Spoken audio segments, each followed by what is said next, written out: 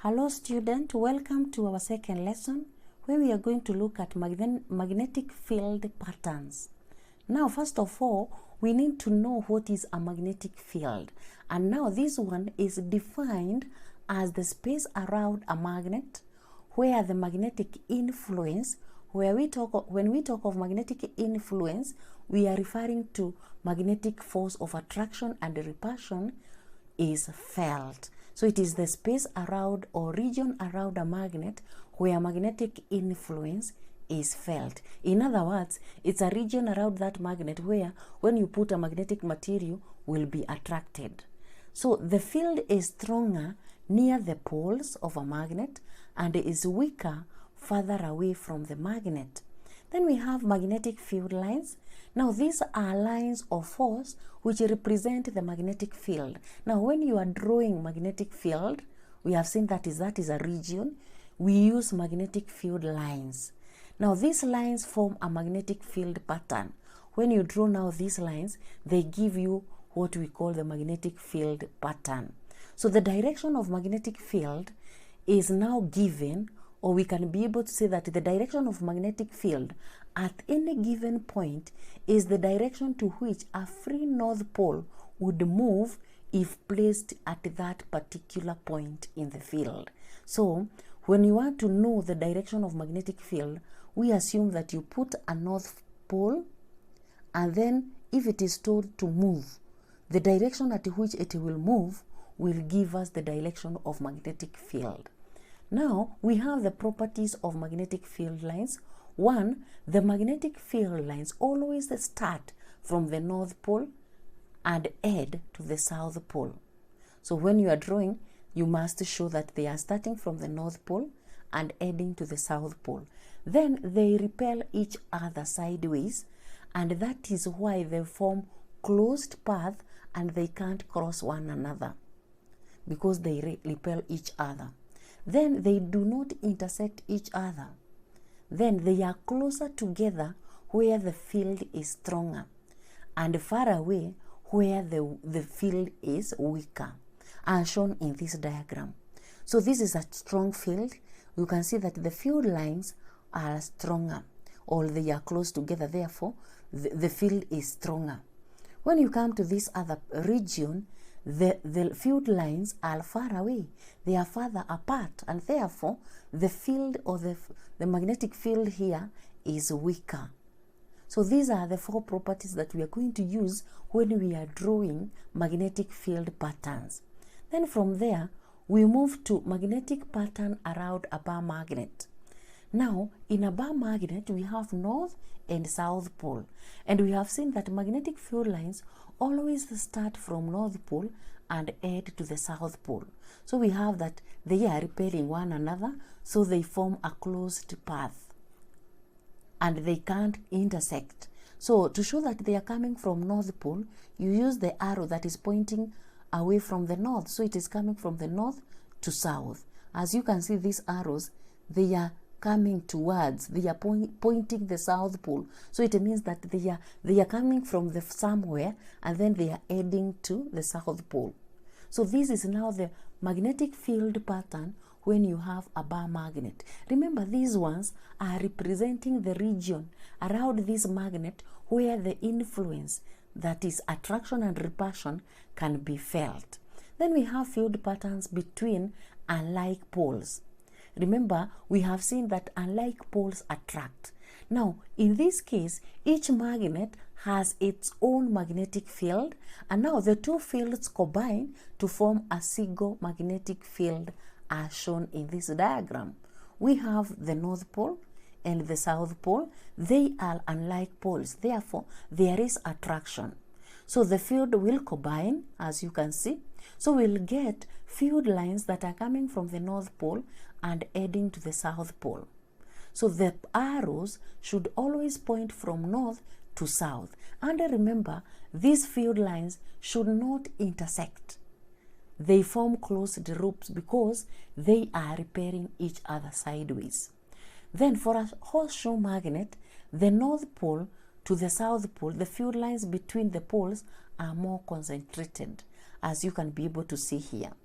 we have that the field lines are coming from north to south from here, but when you are at the poles, they are more concentrated, showing that the magnetism or the strength of a magnet is stronger at the poles. That is why we have the field lines having or being concentrated here. Also in these two diagrams, the field lines are concentrated towards the edge of a magnet, and that shows that the magnetic influence is stronger towards the poles. Then from there we move to the field patterns between like poles. Remember, like poles repel.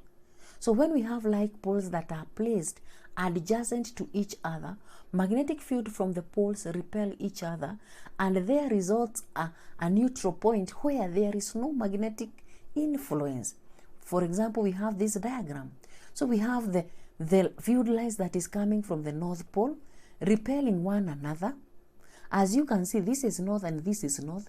So the direction of magnetic field is coming from the north, moving towards the south. So all the arrows are pointing away from the north.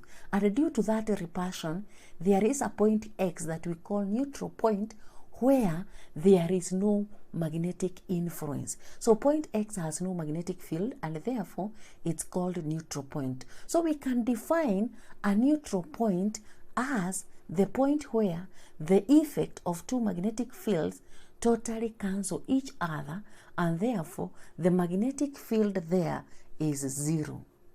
Then from there we have the effects of soft iron rod and ring. We start with soft iron rod. Now the lines of force around the magnetic field are concentrated along the soft iron, as shown in this diagram. We have the magnet. This is a bar magnet, and then we bring a magnetic material, which is soft iron rod, closer to this bar magnet. Now, as you can see, the lines of force get concentrated along the soft iron. So as you can see here, they become concentrated, or they are close together as it emerges from this other end. So that is the effect of soft iron rod. The iron, or what we call the magnetic field lines, are concentrated. Now the lines emerge on the far end of the rod, that preventing them from reaching certain regions. As you can see, there is no field here, as you can see, so they just emerge from the other end. So that way we say that this iron rod has prevented the iron from reaching certain regions. Now we move to soft iron ring. Now magnetic field lines get concentrated along the soft iron. But in this case, because there is a space here, remember a ring is hollow here. So it implies that the magnetic field lines will come through, they get concentrated along the soft iron ring, and then they emerge from the other end. So as you can see, at the point P, there is no magnetic field, or there is no magnetic field line that is passing through there. So again, we say that the soft iron ring concentrates the magnetic field lines, thus preventing them from passing through region P. So region P is said to be shielded, or we say that there is magnetic shielding, and region P is therefore said to be shielded by the ring from the magnetic field. So it means that if you want somewhere not to be affected by any magnetic field, you just use a soft iron ring. And this can be applied in many areas. For instance, the soft iron rods and rings are used in magnetic shielding, where some electrical measuring instrument and watches are shielded and protected from stray magnetic fields. So that is where now we use the soft iron and we use the soft iron rod. So for the case of watches, you can use the soft iron, where you prevent the middle part from getting what we call the stray magnetic field from the environment. Then from there, we move to the Earth's magnetic field. Now what we are supposed to note that, or we have seen previously, that when you suspend a bar magnet it always comes to rest when one end is pointing geographical north and the other one is pointing geographical south.